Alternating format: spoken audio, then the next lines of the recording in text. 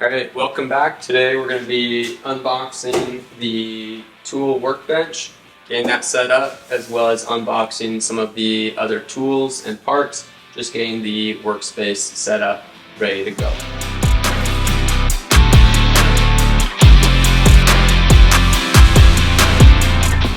Alright, so if you're interested in what workbench I got, it is a 42 by 18 inch, so it's 42 inches long, 18 inches deep. I want to say it's 37 inches high, and it's a 8-drawer desk bench, workbench thing. The main reason I went with Husky instead of Craftsman, because that's what the tools I have are, was the Husky was $100 cheaper. It came in at only $300, whereas the Craftsman and any other workbench from Lowe's or Home Depot of this size were all $400. So for $100 less, I figured I'd save that.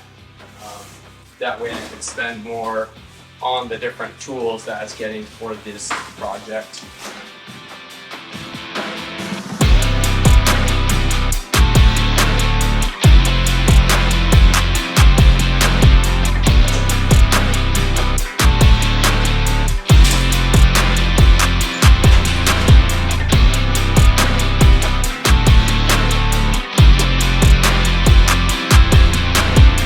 To install the wheels for this Husky Workbench, there's just 4 X bolts. They ended up being the 12mm X bolts. They're really easy to screw in by hand, and at the very end I'm going to tighten them using this. Now, you do want to make sure that when you're installing the wheels, there are 2 wheels that do not turn. You want to make sure that they are paired with each other. Then there are two wheels that do turn and will rotate, and you want to make sure that they are paired with each other too, just like just having them paired across. So far, install's been really easy. It's a little warm in this garage because it's supposed to be 113 today, and this garage is not insulated. Alright, now I need to install the rotating wheels. So I'm not getting the bolts fully tightened. I'm just getting the bolts loosely screwed in, tightening them a little bit. That way there's still a little bit of wiggle room so I can adjust it if need be to get the bottom screws in.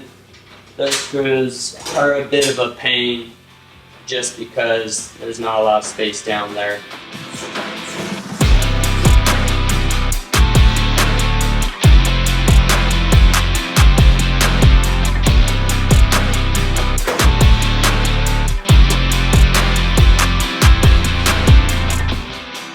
Alright, so to install this handlebar, I've just loosely hand screwed it in, but I'm going to be using my toolkit that I got from Lowe's. I'll include a link down below to that.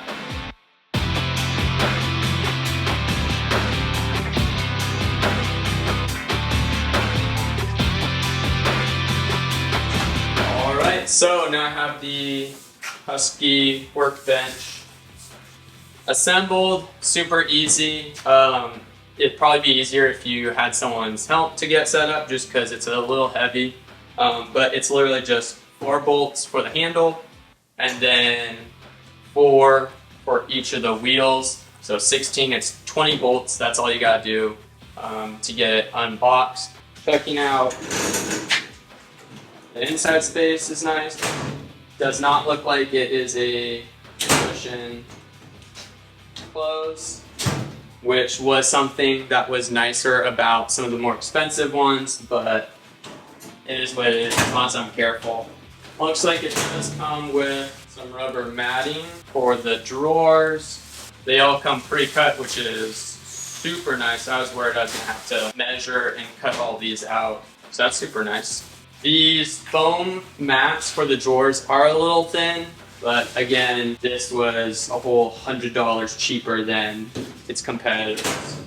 Alright, so pros and cons that I've noticed just from the install process as well as window shopping at a few other options.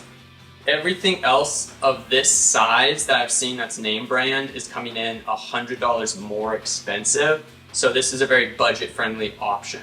However, on both sides, there is no type of electrical outlet hookup. Whereas on some of the other ones that are this size, that are $100 more, they have power strips built into the sides of the workbench. But I've ordered a power strip. I plan on just installing it on the side here, or on the side here, just using mounting points, which for $100 extra bucks, I don't think was fully worth it, whereas I could just do that myself for about 10 or 20. The drawers, I like that this one has a full across drawer on the top. A lot of the other ones are split all the way up, so that's very nice. The rubber mats on the inside, I haven't seen what it looks like on the other options, but these do feel a little thin, a little cheap. However, it's enough cushioning for setting tools inside the drawers.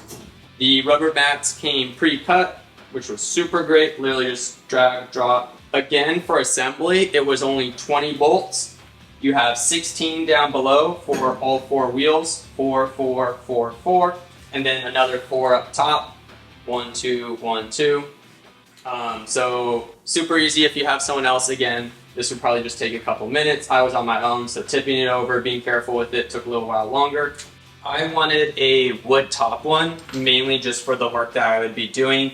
Some of the other ones also had wood tops, and so that was nice about this one. There was a Craftsman that did not have wood top, which was a little disappointing because that was the one I originally wanted to go with. So again, $100 less, still comes with a wood top, and is high enough. There is a Craftsman that's the same size that has a wood top, that's still $400 versus $300, but it's a lot shorter. And I like to have a workbench that's a little taller. That way I'm not having to lean down too far to be working on the stuff that I'm working on that bench. The drawers are not air cushioned as far as I can tell. They might be magnetically assisted because they kind of lock in, but it's not, if I slam it, it's slamming, which, hey, as long as you're careful, doesn't matter too much. For $100 less, the Husky Workbench is a great option. It's the workbench I'm going to be using for this project to store my tools and other accessories. The lock is something that feels really solid. Sometimes locks on these types of workbenches can be a little finicky. Easy turn, nice and solid, and it locks all of the drawers. Granted, someone could wheel it out of your garage and steal it, but that way, if you have stuff in here that you don't want, say you have a family and you don't want your kid getting into your tools, locking it is something that's super easy. Will keep the tools safe, keep your kids safe. All right, and that's the Husky 48-inch drawer workbench on wheels. If you have any questions, leave a comment down below. I'll do my best to answer those. This was just a very brief kind of tutorial on assembly / very quick first impression review. As I work more with this workbench, I'll make sure to give you updates, maybe at the very end of my summer project, update you on how I liked working with this bench specifically, if I still recommend it, or if I would recommend spending the extra $100 to get a slightly nicer workbench with outlets, air cushion drawers, that whole thing. Tune in next time. I'm going to be going over and unboxing a lot of the different tools I got for this project, as well as getting them stored, put away inside this workbench, and just giving my first impressions on them. Don't forget to like, comment, and subscribe.